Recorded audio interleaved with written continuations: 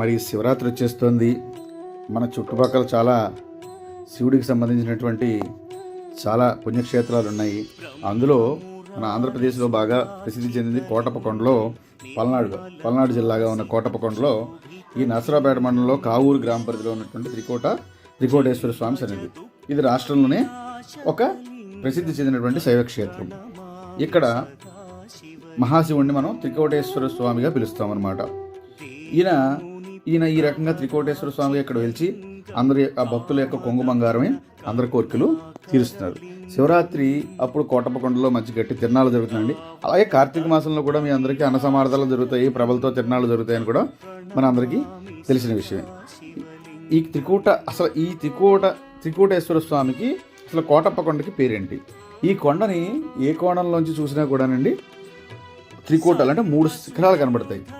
అందుకోసమే దీనికి త్రికూటాచలం అని పేరు వచ్చింది అనమాట. అందుకే స్వామి త్రికూటేశ్వరుడు అయ్యాడు. అలాగే దీని యొక్క చరిత్ర ఏంటంటే క్రీస్తు శకం 1172లో అప్పటికే ఈ గుడి చాలా ప్రసిద్ధి చెందింది. అప్పటికే ఎవరైతే రాజులు ఉన్నారో చోళరాజులైనటువంటి కొళత్తుంగా చోళరాజు అనమాట. అలాగే సామంతుడు మరింగినాయుడు అనమాట. ఆయన ద్వారా ఈయన ప్రసిద్ధి చెందింది. ఈ ప్రదేశాన్ని పాలించిన రాజుల్లో శ్రీకృష్ణదేవరాయలు కూడా ఉన్నారండి. ఈ శ్రీకృష్ణదేవరాయలు ఏం చేశారంటే ఈ ఆలయ యొక్క పర్యవేక్షణ కోసం చాలా చాలా పెద్ద ఎత్తున విరాళాలు భూములు ఇచ్చారు. అలాగే అమరావతి జమీందారులు కూడా చాలా భూములు ఇచ్చారండి. ఈ కోటప్పకొండ యొక్క విశేషం ఏంటంటే ఇది 1587 అడుగుల ఎత్తులో ఉంది ఈ త్రికోటేశ్వర స్వామి. అలాగే అక్కడ కొండ మీదకి వెళ్ళిన తర్వాత స్వామివారి ఆలయం 600 అడుగుల ఎత్తులో ఉంటుందన్నమాట. ఈ భక్తులు ఎక్కడానికి 1761 సంవత్సరంలోనే 703 మెట్లతో మెట్ల మార్గాన్ని నిర్మించారని ప్రతీతి. అది కూడా ఈ మెట్లు నిర్మించింది ఎవరు?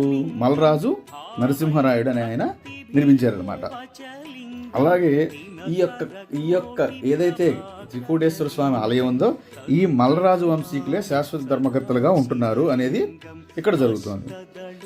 ఇక పురాణ కథనాలను అనుసరించి చూస్తే కనుక దక్షయజ్ఞం భంగం చేసిన తర్వాత పరమశివుడు ఒక చిన్న మాలుడిగా మారిపోయి దక్షిణామూర్తి రూపంలో కైలాసంలో కఠిన తపస్సు చేసుకుంటూ ఉండగా బ్రహ్మదేవుడు దేవతలు కలిసి వెళ్ళి మాకు జ్ఞానాన్ని బోధించమని చెప్పి అడిగారట. అప్పుడు ఏం జరిగిందంటే శివుడు అన్నాడు, ఇక్కడ కాదు, నేను ఇక్కడ ఏ జ్ఞానాన్ని నేను మీకు బోధించను, మీరు త్రికూటాచలానికి అంటే మా కోటప్పకొండకు వస్తే నేను జ్ఞానం ఇస్తాను అని చెప్పారట.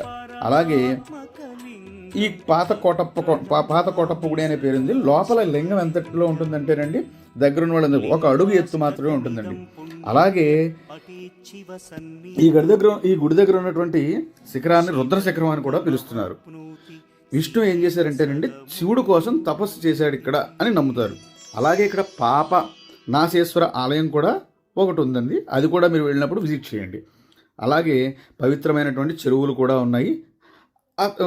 ఈ రుద్ర శిఖరానికి నైరుతి భాగంలో శిఖరానికి బ్రహ్మ శిఖరం అని కూడా పేరుందండి. వెళ్ళినప్పుడు మీరు దీన్ని కూడా దర్శించండి. అలాగే శివుడు గురించి తపస్సు చేసి శివలింగాన్ని ఇక్కడ ఆవిర్భవింపజేశారు. అందుకే ఈ బ్రహ్మశిఖరం త్రికోటేశ్వర స్వామ్యంలో ఉందన్నమాట. ఇక్కడ తూర్పున చిన్నపల్లె మునింద ఎల్లమంద అని బ్రహ్మాది దేవతలు ఇక్కడ శివుణ్ణి ప్రతిష్ఠింపజేశారనమాట. అదే ఇంకొక కథ కూడా ఉంది. అదేంటంటే సుందుడు అనే యాదవుడు భార్య కుందిరితో కలిసి త్రికూటకొండలకు దక్షిణంగా ఒక కొండకావూరులో అనే ఊర్లో నివసించేవాట. మొదటి బిడ్డ గొల్లబామ ఆవిడకి అందమైన కుమార్తెగా పుట్టిందట. నెమ్మదిగా ఆ అమ్మాయి శివుడి భక్తురాలైంది. రుద్రకొండపై ఉన్న పాతకోటేశ్వర స్వామిలో ఈ యొక్క పూజలు చేయడం ప్రారంభించింది.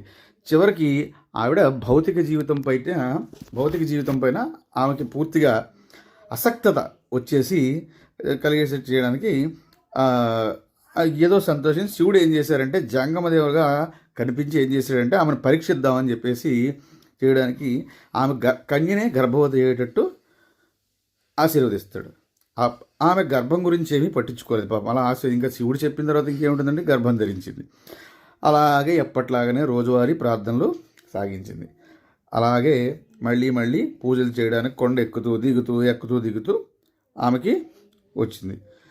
అప్పుడు శివుడు ఏం చేశాడంటే, అమ్మ నువ్వు ఇలాగా గర్భంతో ఉన్నావు కాబట్టి నువ్వు నా కొండకు రావక్కర్లేదు, నేనే మీ ఇంటికి వస్తాను అని చెప్పేసి ఆమె ఇంటికి వెళ్ళిపోమని పరమశివుడు చెప్పాడు. కానీ ఒక్క మాట మాత్రం చెప్పాడు, అమ్మ నువ్వు వెళ్ళేటప్పుడు మాత్రం ఒక్కసారి కూడా వెనక్కి తిరిగి మాత్రం చూడకు. అలాగా నడుస్తూ వెళ్ళే మార్గంలో బ్రహ్మకొండకు చేరుకున్న తర్వాత ఆమెకు చిన్న అనుమానం వచ్చింది. ఏమొచ్చింది, అసలు శివుడు నా వెనకాల వస్తున్నాడా లేదా?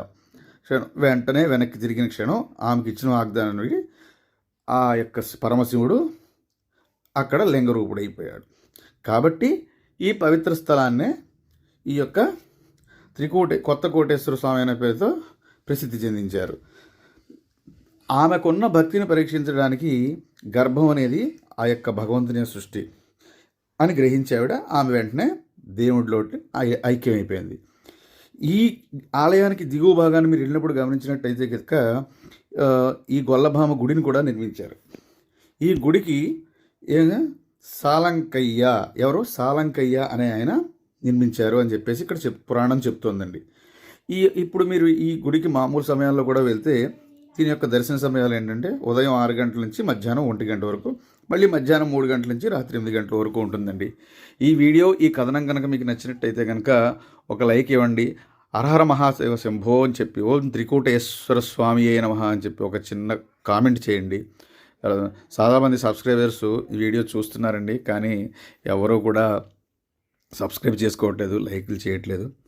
ఇలాగే వేరే క్షేత్రాలు కూడా మహిమని, ఇప్పుడు శివరాత్రి వచ్చింది కాబట్టి ఈ క్షేత్రం యొక్క మహిమని మనకు ఒక ఇన్ఫర్మేషన్గా చెప్దామనే ఇదితో మీ అందరికీ ఇస్తాను. నచ్చినట్టయితే లైక్ చేయండి.